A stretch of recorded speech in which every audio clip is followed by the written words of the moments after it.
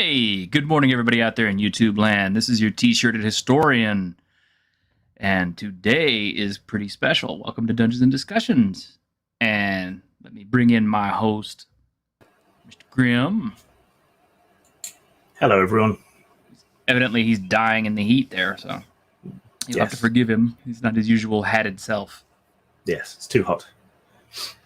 And today is kind of a special day. I was kind of roving around Kickstarter and happened to catch this, this recommendation for a TTRPG called Anyworld, and I was kind of curious about it.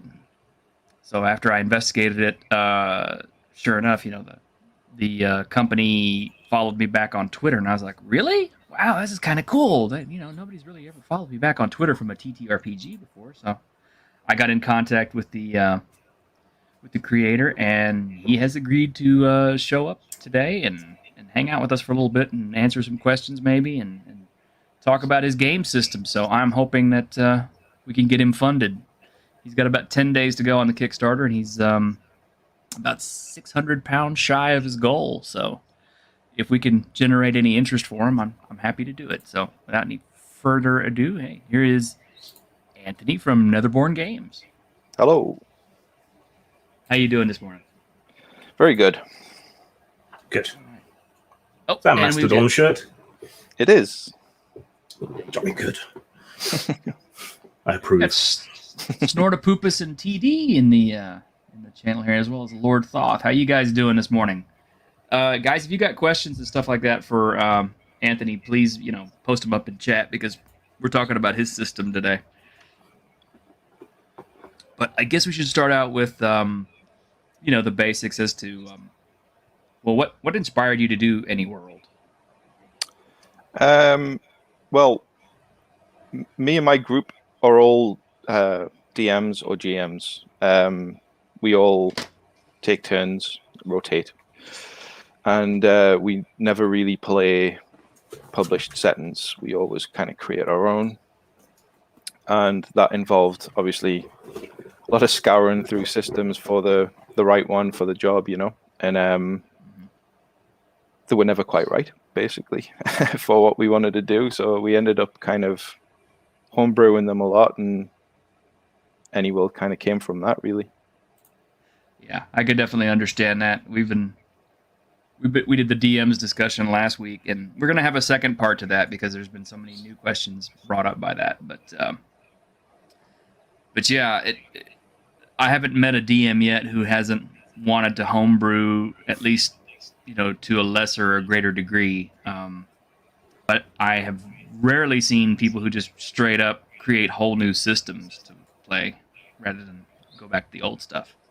Well, this isn't the first one. This is more like iteration 30. It's gone through a lot of trial and error. So you've play tested this for a while? Yeah. I mean, I say that in its current form, it's probably been tested for about 2 years. But I mean, there was versions that existed of it long before that. It's been used in lots of settings: sci-fi, zombie apocalypse, modern horror, just kind of fantasy as well, swords and sorcery, and it kind of just worked well in all of them. Mm-hmm. Mostly down to the fact that it doesn't try to be a simulation. It kind of, and it also doesn't. I think a lot of modern games try to direct the narrative a lot, and that was never something that our group ever needed. We were always, the story side of it always came quite naturally. What we wanted to know is when we do get into a fight, obviously we can't just start punching each other across the table. So how do we do that? And we wanted it to be fast, and not.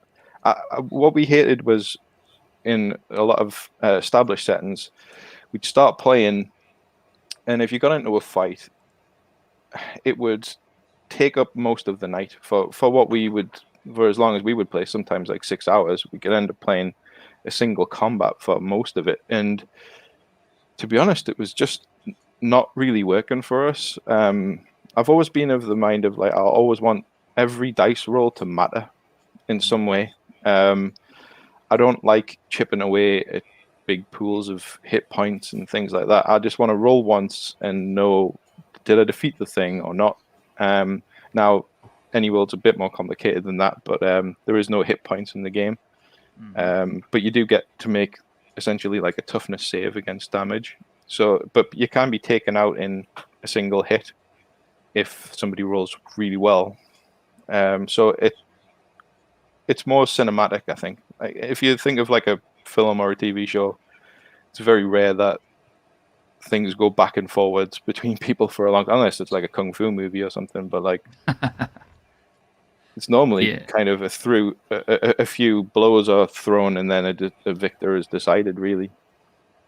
Yeah. Yeah, Combat. I thought, I've got a couple of questions. Now, I deliberately didn't read too closely because I wanted to come at it fresh, whereas T-shirts had a more proper read. So this is a generic system. Yeah. Generic systems do have a problem that they don't necessarily fit every genre. It sounds like your group has a play style. So rather than necessarily fitting a genre, the rules fit a play style. Could you give us any sort of pop culture references to how you see this game playing out?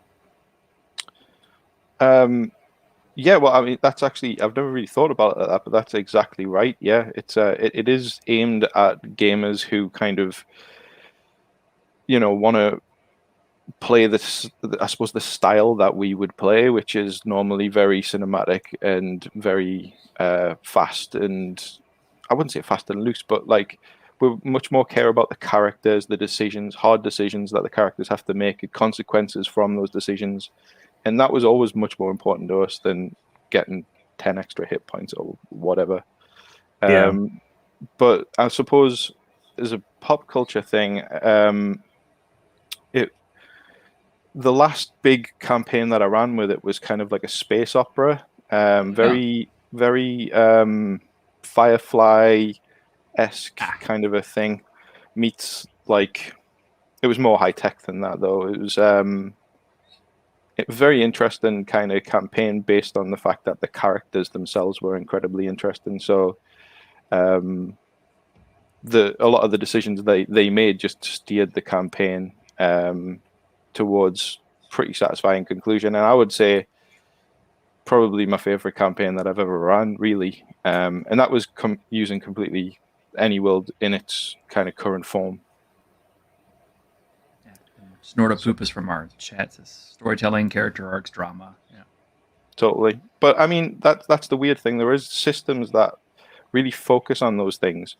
Like I think like systems like Fate and other kind of ones where there's like a lot of help in terms of kind of coming up with the narrative. And like I said, that's never something that we ever really struggled with. We always had too many ideas, if anything, for like where things could go and stuff. It was very much a mechanical thing that we wanted to we wanted our characters to feel impactful, like they could do what it was that we could always imagine them being able to do. For instance, in the sci-fi, I had the captain of the ship was kind of almost think like Boba Fett kind of thing with the jetpack kind of. So the aerial combat side of it kind of stemmed from that, because that she had to be like jumping around and flying around and things in a suit. But then there was another character that was more of kind of like a tech ninja, and then another one who was essentially a large dinosaur mechanic is the best way I can describe it. Sounds awesome. Yeah. Not like a T-Rex, I hope. Can't reach the broken. I don't think anyone thought this out too well. Yeah, he was infected with. So in his culture, he drank this the blood of the ancients, which contained nanobots. So he would be able to instinctively kind of fix machines. He always thought that all he was doing was hitting it with a spanner and it was working, but these other things were kind of fixing it for him. It was a great campaign, and I loved playing in it. Sounds almost Okay. Guardians of the Galaxy. I like that. Very Guardians of the Galaxy, actually. Yeah, it's a huge So, influence. so tell me if I'm off base here, but it sounds like what you're going for is a slightly older style of role playing, which doesn't have the narrative mechanics. Like you can't spend a fate point. I've got a contact in this solar system or whatever. So you can't directly intervene in that way, but it's more about getting the system to fade into the background and to be immersed in play. Yeah. There are edge points that you can spend to re-roll the dice. You can't spend them to create a story thread like you might in some of the other narrative games. But yeah, I suppose you could say that it is quite old school in that regards. But I mean, we never really started with D&D. I did play D&D in school, but not very much of it. But for us, it was kind of our first steps into roleplay was actually it's like Warhammer Fantasy Roleplay and the Storyteller system.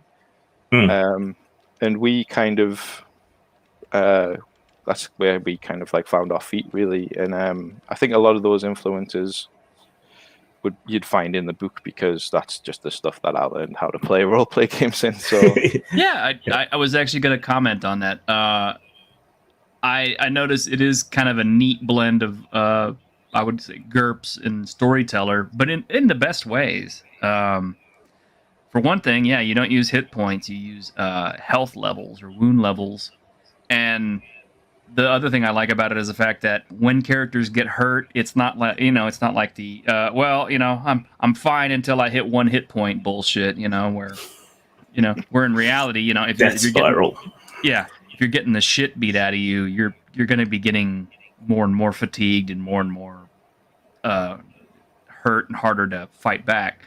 So yeah, you have like 4 health levels. You have like fine with unhurt, no penalty, and then you have hurt, which is +1 TN the next action.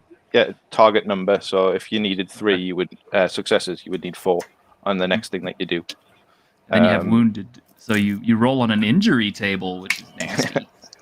Yeah. And if you roll a 7+, you may continue fighting. So at wounded, you could actually, if you roll a bad enough injury, you could actually be put out of the fight at that point. Yeah. And then of course, critical, you're out, and then you're getting an injury, and any additional damage to health levels that would take you beyond critical is deducted from the total. So it can get brutal. I find what you said interesting because there's a substantial number of British role players who don't start with D&D. Do you mind if I ask how old you are, roughly? I'm 40 in December. Okay, so not that much younger than me. Yeah, because I started with MERP and Fighting Fantasy and Dragon Warriors, Warhammer Fantasy Roleplay, all of that stuff. So I think there is a different character to British created games because we have slightly different influences, and D&D doesn't dominate in the same way that it does in the States. So that's interesting to see the kind of influences that you've drawn on. Yeah, I don't get me wrong.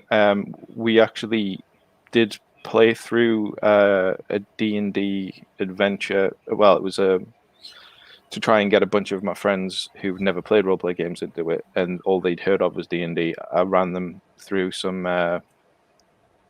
D&D, not loads, but that was 5e, and I a lot of people like it. I think it's good for what it is. It just for me, where I kind of like have a problem with it, I guess, is the almost computer game nature of having to slay a certain amount of things to get a certain amount of XP for the build to go to the next checkpoint. Kind of a style of play that doesn't really. I quite like. Actually, I noticed on the channel you've played through Dark Souls. I'm a huge Dark Souls fan as well. Oh yeah. And I quite like the fact that you can be a new character in Dark Souls, walk around the corner and just bump into like the boss.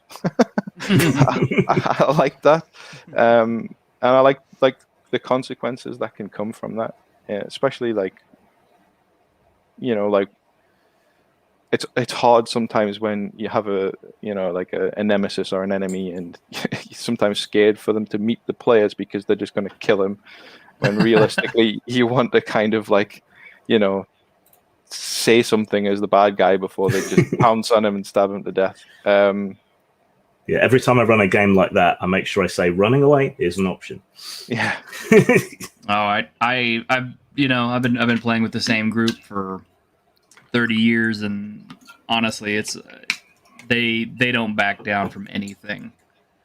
So, as a GM, I've had to learn to kind of reconfigure my style. It's kind of okay. The bad guy will either run away or he'll have a contingency plan in place to get away and stuff like that. Because the characters will never back down, and they'll fight till they die. And knowing this ahead of time, I'm kind of like, okay, well, let's work around this. Is there like a default setting with your game that you use for examples, or do you jump around different? All the playtests have been different, so they've all been like sci-fi, zombie apocalypse, horror, or we usually use the setting to test out a specific thing. So obviously, like the sci-fi one, we were testing out a lot of the multi-crew ship mechanics and things like that. For the horror stuff, obviously we're looking into the madness, like how that affects characters and things. But yeah, in the book there is a kind of almost like a mini setting that you can use to bridge any settings you like, really. So it's called the Outer Realm, and the description of it is, if you imagine the many worlds hypothesis as being true and there being infinite realities, and the Outer Realm is kind of like something that links them all together. It's kind of like almost like a place of how to describe it. There's like, if each of the realities was a leaf on a tree, the Outer Realms would be the branches. It's like it connects them all together, and it's sculpted by the psyches of the people who get lost there. So there are kind of pathways that you can find. There are travelers who are exceptional at finding these pathways. And there are people who can even sculpt the world around them with like kind of incredible will. And there's places like specifically designed in the Outer Realms that like have been cool ideas that like I've kind of had throughout all of my games, where I never really got to use them. They were a bit too weird, so they all just kind of went in a pot, and that kind of became the Outer Realm. It's just a bizarre place of where anything goes, but you can use it to, you could find a pathway that takes you to Gotham City if you wanted. You could find a pathway that could take you to any reality that you could imagine. So it's just a way that a GM could kind of almost have your party as these lost characters in the Outer Realm, and then travel to multiple different settings, maybe even return into a campaign that you've previously ran that went great and everybody loved. You could go back there and you could see an alternate version of it. What would have happened if we didn't defeat the bad guy, stuff like that. And one of the things that we always talk about is how we make these great characters, we play through these campaigns and we love them, and then after that they're gone, and that kind of like almost upset us a bit. And it was always good to be able to use the Outer Realms to be able to say, like, well, here's a version of your character from the last campaign. This guy didn't go through what you did. He's a totally different. He's what you would have been, and that's like kind of created loads of interesting stories. Yeah, I was gonna say, I like it because it sounds to me like you can cross genre with your role play really, really well. So you have everybody sitting at the table. It's not necessarily always going to be a fantasy game. It's like, one of your players just saw the latest Marvel movie or something and says, I want to really play this character from, the superhero genre. You can say, okay, fine, bring him on in. And I am kind of curious how the power levels work themselves out between cross-genre characters. Because, typically your super powered characters are going to be so much more dominant than, say, a zombie apocalypse character. Well, to be honest, a lot of that comes from how I would run a party that consisted of a superhero and a zombie apocalypse survivor. It's the perfect example of this, I think, is Star Wars. If you've got a scoundrel on your team, but you've also got a Jedi, you kind of need to be able to kind of make it interesting for both of those players, right? So you would throw, Sith or whatever at the Jedi, but you're going to think of interesting things for the scoundrel to do as well. And that's how I kind of see gaming in general. Is I quite like it if there's somebody is like Superman essentially, but then somebody else is like Green Arrow. You can think of something interesting for Green Arrow to do, like that's kind of how we work it. But there are some inbuilt things into the system that allow somebody with a lot of abilities to almost be comparable, because you obviously if you're not spending your points on abilities, you'll be spending them on your stats, you'll be spending them on additional traits which kind of are available for everybody. You'll have more edge, allowing you to re-roll dice and things like that. So there's numerous ways that kind of you can make a character like a hyper competent non-super powered person. But then again, you might just want to make, because I suppose the way that I look at it as well is the superhero stuff. I kind of like the X-Men kind of a thing of like, these people are just like people, but then they can do this one thing. Did you ever see the TV show like Heroes? They were like, I love that just show. Normal people, but they could then do like, this guy can fly. But other than that, he's just kind of like a normal guy. And then so less of the 4-color superhero like the Superman, Green Lantern type. You could make, so there is rules for to make legendary characters, where you get lots of extra points to kind of create your character at the start. And I suppose if you were going to do that, you would probably be like, all right, everybody's legendary characters, not just this one player is a legendary character and everybody else isn't. But yeah, it kind of goes like you've got basic characters and then veteran characters, which are a little more powerful, and then heroes, and then legends. And they all give you different amounts of kind of points to kind of create a character, really. Yeah. I'm looking through your Kickstarter, and I noticed that some of the stuff that you use flaws, traits, and abilities and essence. Yeah, so the essence is like the kind of crux of your character. So that would be like you said before, like zombie apocalypse survivor, or superhuman from another planet, something like that. And how that works is you could, once per session, you can use that to give yourself an advantage to a check. But the way flaws work, and this is actually getting to what we were talking about before, when you were talking about, the characters will never run. One of the ways that I try to encourage, I think it's the hardest thing to do as a GM, is to kind of convince your players that failure is more interesting than success. Yeah. And one of the things that I've done with this is your flaws.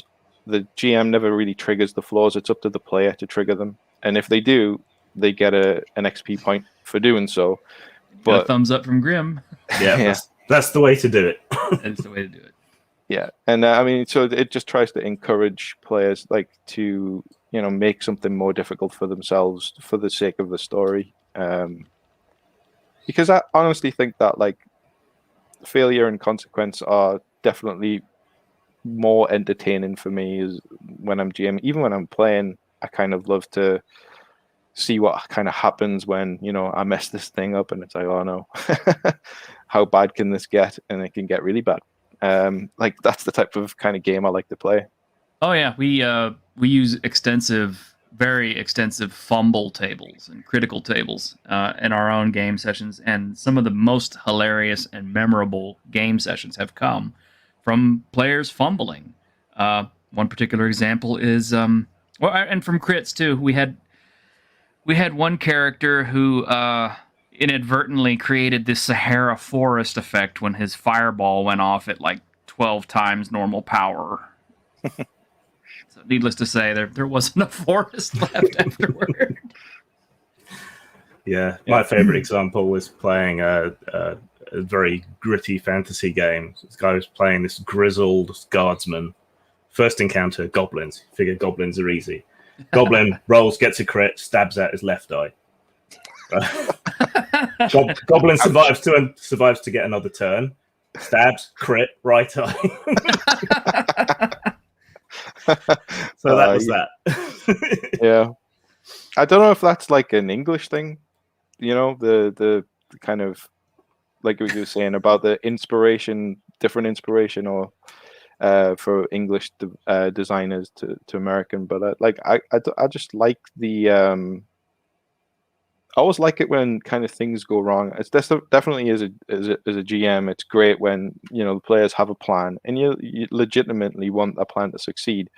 But it is juicy when it doesn't. Like you can do some interesting stuff, and like I've always been a kind of consequence heavy GM. So it's like, yeah, you can do that thing, but it's going to come back to bite you.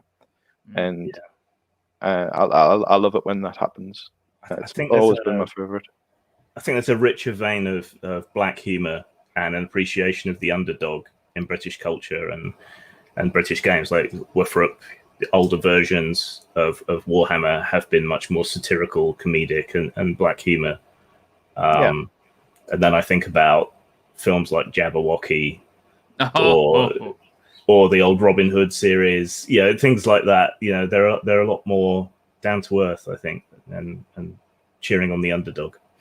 Yeah, and the kind of setup for the last space opera kind of game that I ran was, you guys are scavengers, and you found the most powerful weapon in the galaxy. What do you do? And it's like, oh, what?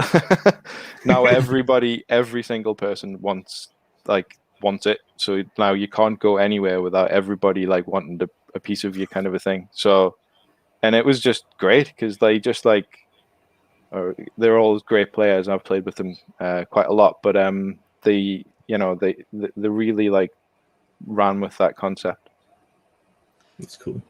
Well, I noticed a lot of all your dicing is D6s, which I definitely approve of, because I think the D6 is really great. Almost everybody has access to a D6. I mean, you can even buy them in a supermarket. Yeah. But I also like the fact that you've got the fate dice and the exploding dice, which is my favorite. Yeah. Which is great when somebody rolls and just constantly gets all the explosions, and then they end up getting like 13 successes. And you're just like, oh, okay, yeah, whatever it was you were trying to do, you do it. Yeah, that's what I like about the D6 system, because that 6 can just keep on going. I'm curious. Okay, in all your playtesting, what is the most number of exploding dice you got? I want to say 17 successes. Jesus! It was. It was. What the hell were they doing? I think they were just like. I think they were like shooting at somebody or something, and they just. It was. In fact, it was right at the end as well, and I think it was against something that was supposed to be this big epic fight, and they just rolled like 17 successes or something, and just like annihilated them in one turn. And just like, yep, you get that, like that, exactly that happens. Let's see what happens from there. Yeah. It's especially funny when it happens on something inconsequential. In our Legend of the Five Rings campaign, the Crab Samurai wanted to sort of center himself and meditate by doing a tea ceremony, but they were on a ship during a storm, and yet he rolled the most outlandish success for his tea ceremony imaginable. You just imagine this stoic samurai being tossed around the deck, keeping everything in line. That's the type of stuff that you remember, like long after the campaign ends. Like you remember those types of things, and I feel like as a design goal for Anyworld, it was very much in the forefront of my mind. Was like, I want a system that allows for these kinds of things to happen, where you do remember them. Do you remember that time when I grabbed the bomb and flew through the wormhole and rolled all those dice, and they all came up 1? It's just like, yeah, we all do, yeah. But yeah, so it's like, so to encourage those kinds of moments. Yeah, definitely. So the dice being a dice pool can be quite I suppose, non-swingy. I don't know what the balanced, I guess. But then with the explosions on top, plus the disadvantage system, it does allow for a lot of room, especially for GMs. That you can say, you're going to do this, like, you want to pick this lock. Okay, it's a pretty easy lock. You've got all the right tools for the job. However, it's raining and it's really dark and there's a patrol coming, so that's going to give you a disadvantage because you've got a time limit. So yeah, you might only need the 2 successes to pass, but your dice are only going to pass on 5s instead of 4s because of the disadvantage. So it just gives the GM like kind of more tools to kind of sculpt like challenges essentially for the players without getting too bogged down. Yeah. How do you botch then? Is it just roll all ones or no? Yeah. So if you roll no successes and multiple ones, so if you roll no successes and you get a 1 on the fate dice, sorry, that's exactly. Okay. So yeah, the fate dice, if it rolls a 1, it operates the same as the other dice, so it passes on a 4+, usually. But if it rolls a 1, you get a setback, and if it rolls a 6, you get a bonus. So, yeah, if you roll no successes and then a 1 on the fate dice, it's like kind of something really bad, catastrophic happened.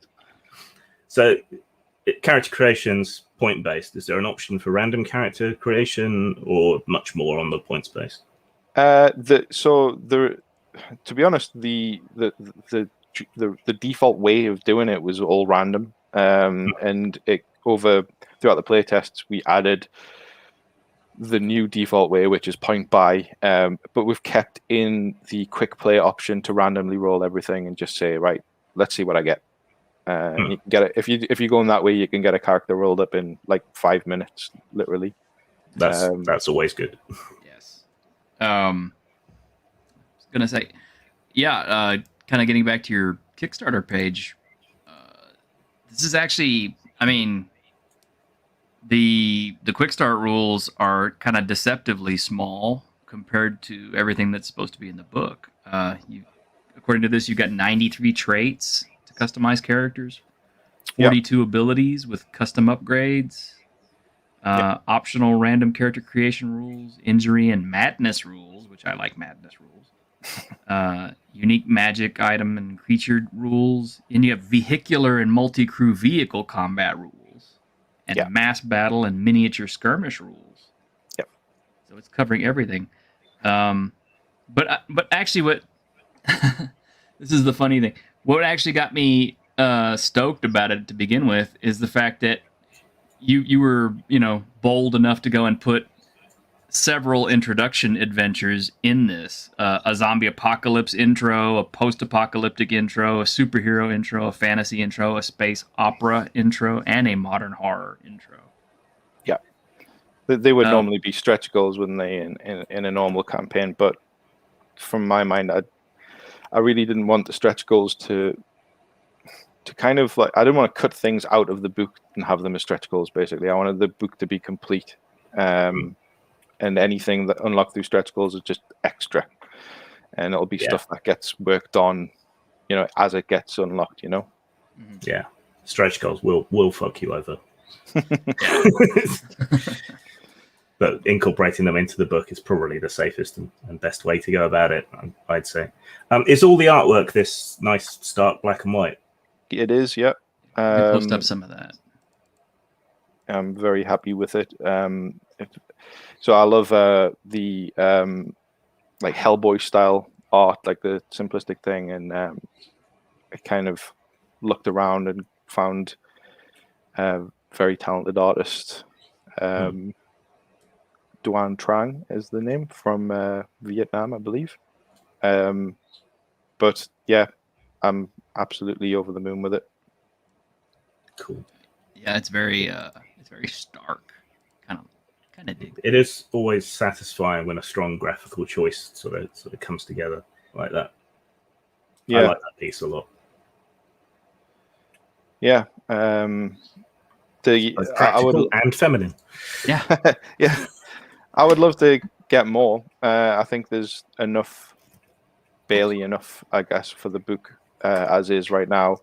I'd love to kind of get more through the stretch goals. Because, like I say, every piece is quite evocative. It like really puts you in the place. It puts you in the mindset. Yeah, this one is particularly good because it reminds me of The Thing. Yeah. We're gonna do here pretty soon too. Oh, cool. I can put you in touch with a couple of other artists if you want to check out some other talent. Yeah, fantastic. Well. Yeah. I'm thinking of one person in particular who's really good at the black and white stuff. So, yeah, I'll let you know. Awesome. Yeah, so there is. I think the reason that I've kind of included all of those different things in the core book is originally when I first started kind of putting it together, I was kind of putting it together as just an apocalypse thing. I was kind of taken from my core rules, and I was kind of like simplifying and trying to make it this really tight rules light, just for apocalypse kind of game. And as I kind of started doing that, I kind of just thought like, well, I've got all the other rules there, like why just apocalypse? So, I mean, all the first art that came was specifically apocalypse. And then I just thought, no, let's just get some fantasy and some sci-fi and let's get some detectives with looking at tentacles. Let's get everything. Yeah. And then it just became the anything kind of RPG because it had been used for anything really. We've used it for like a miniatures kind of zombie apocalypse kind of thing. It's like a skirmish battle type thing, and I we bet did the outnumbering rules came in handy for the zombie mobs. Yeah, so as well as that, the kind of minion rules. So like minions, just they have one in each stat, but the more of them they are, the kind of stats combine. So yeah, so it's like, if you're fighting 4 of them, they would be rolling 4 dice against you, that kind of thing. And as you damage them, obviously you'll just be taking 1 away for each wound. So you can use that for like goblins, or you can use it for zombies. If you wanted, you could have zombies be totally statted up though as well. It's stats for just like a solid, like zombie. You could use it as a zombie boss, I guess, something like that. But sometimes, what I found when I was running a zombie campaign when I first started kind of working on all of this, and how I did it was completely random characters, because it was when I was testing all the random character generation, and every session the players would roll up random characters, and then we'd play through it, and it was see who would survive to the end, kind of a deal. And each session that I was running was kind of based around the same place, right? But it was like just showing you slightly different sides. And then little kind of things from older sessions would kind of come through into, like, for instance, there was a guy, one of the players managed to get they were protecting the scientist who had all this data about the virus, right? And they managed to get away from this, like horrendous kind of like death trap that they were stuck in, and he managed to escape. But he was so covered in blood from fighting all the zombies and things, and he'd been in a car. The car crashed as well because the person who was driving it turned, and then so he was totally like beaten up and cut and covered in blood, and he kind of walked from the crash site all the way to the nearest kind of military camp, and they shot him as soon as they saw him because they thought he was a zombie. So the next session they played as new characters, and when they went outside, they just saw this like this guy who'd been riddled with bullets, and something that he was holding that had been trod on and crushed. So it's stuff like that. That's funny. You got 10 days to go on this Kickstarter, so and 69 backers, dude. Yeah, 69, dude. I'm actually thinking of bumping up my pledge to get 2 books, because cool. I typically like to have 1 for myself and 1 or 2 for my players, and they don't typically want to buy books, and so. Do you think you're on course to deliver? Yeah. I mean, all of the it's like Kick Track and things that have the predictions and stuff, and it all seems to be going above the target fund and goal. So I definitely think it will. It's just, it's kind of fingers crossed at this stage, but I'm fairly confident it will. Yeah. Feel free to tell me to fuck off. But how are you getting it printed? Because there are shipping issues if you're getting it printed in China or Canada or whatever. If you're doing it print on demand, then it's more expensive to print, which cuts into your profit, but makes the shipping easier. Yeah. How are you handling that? At the minute, we've priced up to go through Mixam UK. So just getting them printed here, shipped to my address, and then I'm going to do all of the shipping and postage myself. Okay. I don't envy you that job.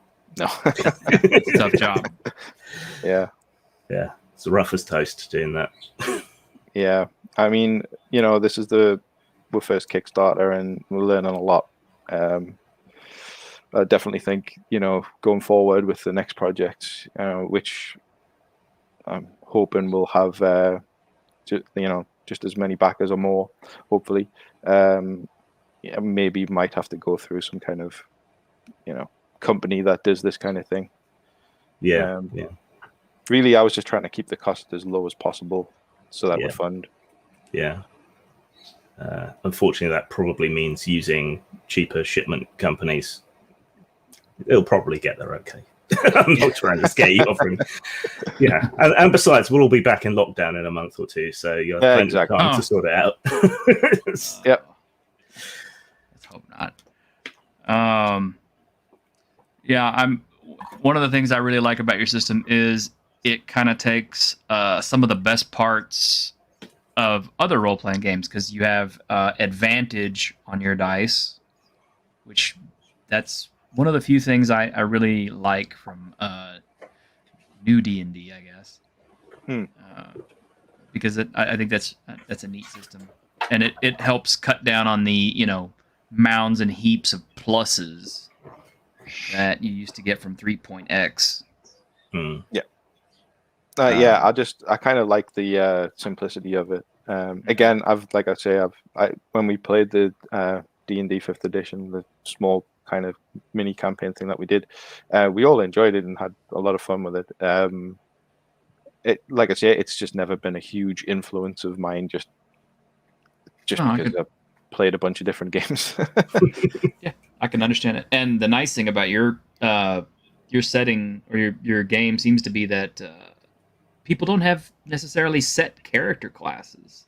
So I guess with the right set of traits and stuff, you could build pretty much any type of character you wanted for, like, say, a fantasy game. Like you could build a barbarian who casts spells if you really wanted to.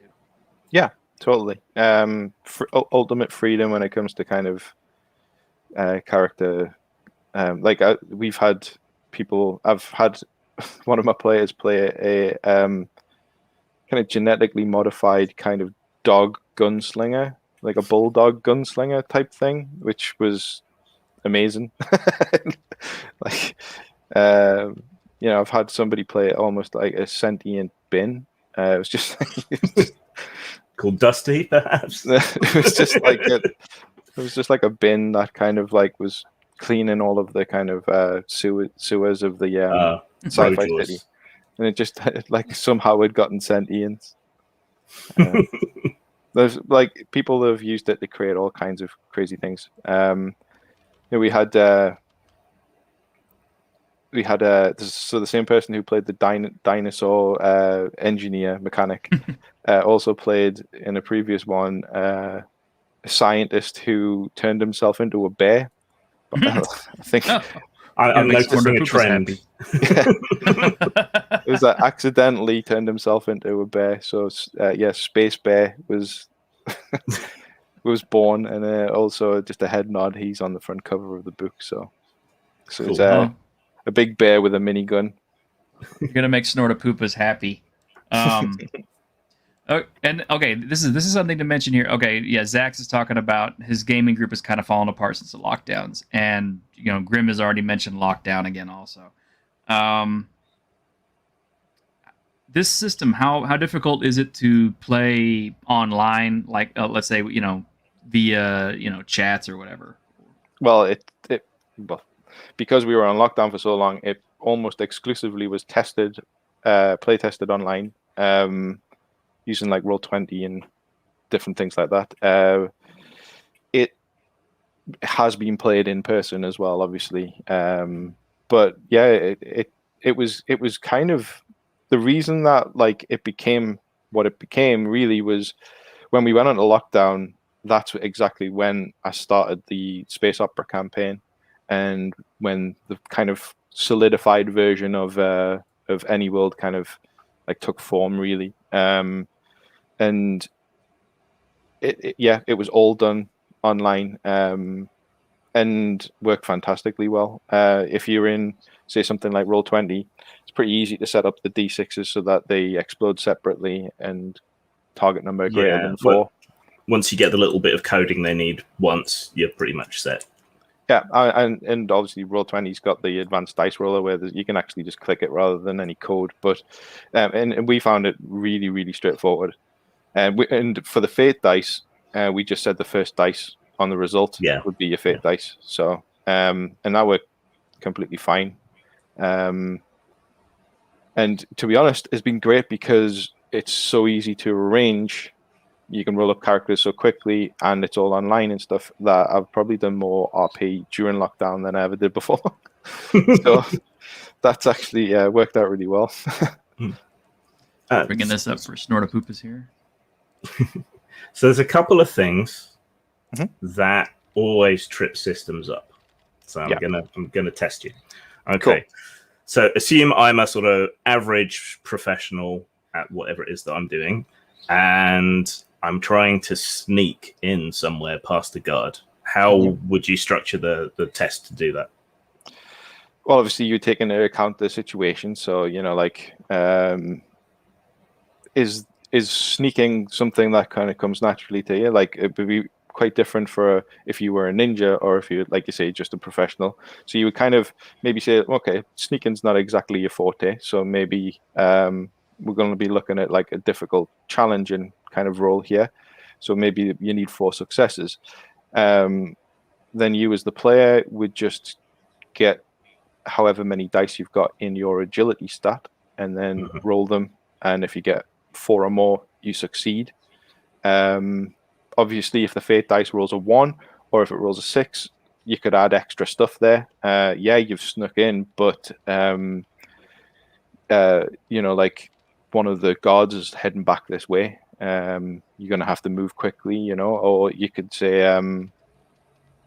if you got a 6, like you sneak in completely undetected and even manage to avoid kind of showing up on any of the security systems or something, like, so you can use the dice result to kind of shape the challenges for the player. So you don't have skills per se. So is it then traits and essence that would increase or decrease your capability to do things? Yeah, so there is a sneaky trait. So if you had the sneaky trait, it says you get advantage to stealth checks. But there's other things that would also help. Like there's acrobat trait. You get bonuses when you're trying to balance and on things like that. So if you stacked a bunch of like speed traits, because they're all kind of within the speed category. If you stacked a bunch of those, you'd essentially be making like a ninja type character, or something that is incredibly competent at those types of things. Because rather than just having a skill that's taken up, you're just taking a bunch of these traits that just mean whenever you're doing these things, you're always getting these kinds of bonuses or the ability to ignore disadvantage, things like that. Like you can put off penalties, like avoid kind of like the worst. You might have things like ignore disadvantage to there's true strike if a combat trait. You get to ignore 1 instance of disadvantage to any melee attack. So you can make yourself kind of like very competent if you were to like kind of purchase a bunch of traits from one field.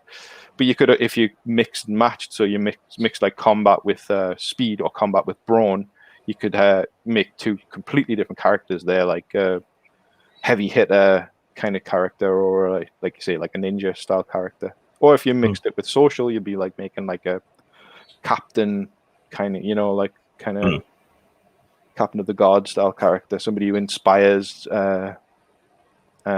people around him.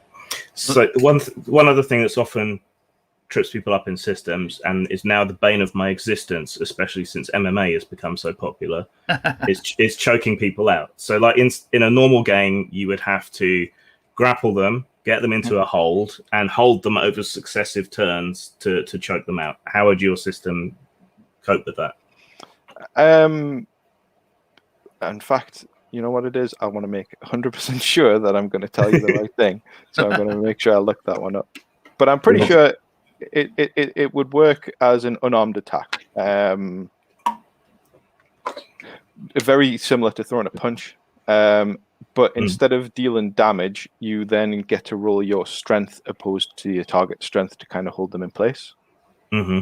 That's essentially it. And if they fail, you've kind of like pinned them and they can't act or move other than to try and break out of your grapple. If they succeed, then you don't manage to kind of pin them. It's very, very simple. Yeah. That's one thing. Oh, I'm sorry. That's one thing I really like about the system is there's a lot of DM agency with this. But yeah, I'm sorry, Grim, go ahead. So, and then the choking would be, I mean, you've probably got rules for drowning or something. It's a pretty standard thing to have. Yeah, I mean, you could have, to be honest, the GM would be able to kind of like look at the situation and say, yeah, like you're effectively made defenseless, right? So there is a defenseless thing where you have a passive evasion, which you're not rolling. So when somebody attacks you, you then don't roll to dodge, and then they roll to wound, and then you roll to, it's in fact just two rolls. So they roll to hit against a static evasion score that you have, which is half of your agility. And so you could just do it like a normal unarmed attack, but against someone who's defenseless because they're held. Yeah, cool. Exactly. There is something you have too for your abilities, and I like this. You have passive abilities, active abilities, and then you have upgrades. So you actually have abilities that can get better and better over time. That's right. Yeah. So the way I didn't want to have mana or anything like that in the game. It needed to be simpler than that, really. So anything that reduces bookkeeping, I think, is worth doing. So the way that it works is all of the abilities have a passive, which typically is on all of the time, and it'll say something along the lines of, if it's the bolt ability, for instance, you're kind of constantly considered to be armed with a ranged weapon. All right, so that's just like the passive. But then the active is, I believe it's once per combat, you can kind of supercharge that bolt into like a massive blast, which does additional damage. So instead of having like a mana that you pay for to kind of do things, or points that you spend, and it just says, like once per combat you can do that. It might also say sometimes, like for instance, I think Bolt says that one of the upgrades is you can spend an edge point to do it again, and that's the kind of golden rule with all of the abilities, which kind of like brushes over a lot of the kind of like nuance, I guess, like the more complex fiddly things. If you have the might ability, and you want to use it in a way where it doesn't specifically say that's how it's used, spend an edge point. That's the golden rule. I want to use my strength to punch through this wall and grab the person on the other side. All right, well, that's not really covered in the might ability, but because you have might, I'm assuming you can do that. Spend an edge point. It's yours. You can do it. That's the kind of golden rule when it comes to the abilities. Nice. I like that. We're about 3 minutes from an hour. Grim, you have any last comments or questions? Give the chat a couple of minutes if they've got any more questions. Are you going to be licensing or open licensing this, Creative Commons or OGL or anything like that? Oh, that'd be cool. It's something I'd considered as a stretch goal. I'm not 100% sure on the logistics of it, though. It's something I have to look into. But for the way that my mind is, it's kind of like I just want people using it, and if people are, if people use it to make their own stuff, then I kind of like means they're using it. So, yeah. I'm happy with that. I appreciate that sentiment. I do too. And I think by its nature, your game kind of lends itself to creative GMs and creative players. One thing you brought up earlier was you said it was all D6s. Now there's I think there's about 2 rolls in the book which use a D20, and the only reason behind that is because there was they're kind of like idea generation tables. Yeah, so it's kind of like there's some tables in there for generating a setting. So you roll a D20 and it'll say that you're playing pirates, and then you roll again and it's in a destroyed kingdom, and then with alien technology. So you get like a kind of like interesting kind of setting based on like the 3 rolls. So there's stuff like that just to kind of like you say help kind of a creative GM just kind of be like, all right, yeah, like I could run with that. So yeah, they're the only things that don't use a D6. I like that. All right. Well, unless we have any last minute questions from the chat, we're about at an hour. Anthony, I want to thank you for hanging out with us today and talking about your game. And definitely, guys out there in the audience, or those of you all who are going to listen to this secondhand, yeah, please check out the Kickstarter. We got links in the chat. We got links posted throughout the video, and check it out. It's www.netherborngames, and consider maybe throwing a few bucks at the Kickstarter and giving it a try, if nothing else. At least check out the Kickstarter rules, see how you like it. I'm actually pretty impressed with it because I like systems that take a lot of disparate elements and different type of genres and fit them together. Because as I'm almost famously pushing Torg on this channel all the time. I thought we were going to get through an episode without you mentioning it. And no, we must mention Torg every chance we get. No, but this is actually easier than Torg in some ways, though. I kind of like it. So that's cool. But yeah, thanks for hanging out with us. I hope we didn't make you too nervous or anything. No, thank you for having me. All right. It's been a pleasure. All right. Well, okay, guys, out there in the chat, next week, Grim and I should be back with the DMs, with the DMs special part 2 by popular demand. I was going to do it this week, but when I noticed that Anyworld only had like 10 days left to back, I'm like, we really need to do this first so that we can get some maximum effort out there. I appreciate that. Oh, no problem. It's our pleasure. And anyway, yeah, that about wraps it up. So y'all take care, have a good day, and thanks for hanging out with us. Thank you. Look, a Dungeons and Dragons ride!